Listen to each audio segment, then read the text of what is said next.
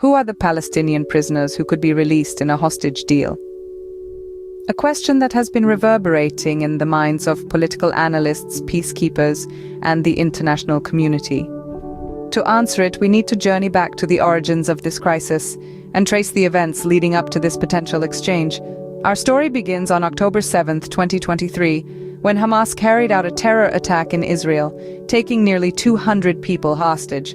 Hamas, a Palestinian political organization, has been known to use such tactics in the past. The last time they released a hostage was in 2011, when they freed IDF soldier Gilad Shalit after 5 years of captivity. This release took place in a prisoner exchange deal where over 1,000 Palestinian prisoners were swapped for his freedom.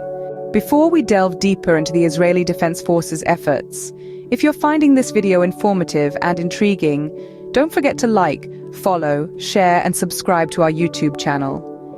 Your interaction helps us continue creating insightful and engaging content. Stay tuned as we delve deeper into the crisis, its implications, and the efforts being made to resolve it.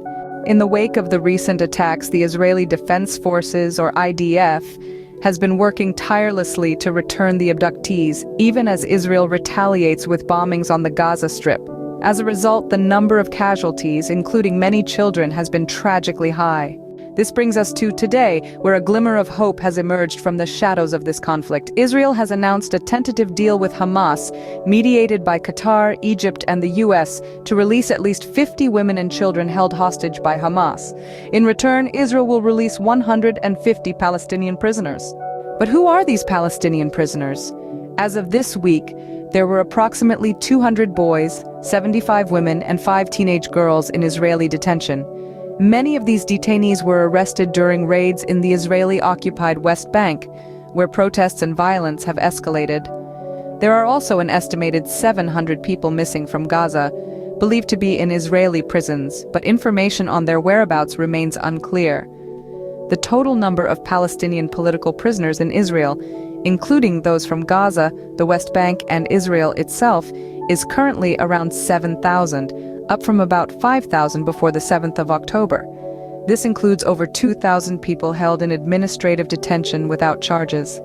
These detainees have long been held without due process and have faced abuse and torture, a fact that has drawn criticism from human rights advocates.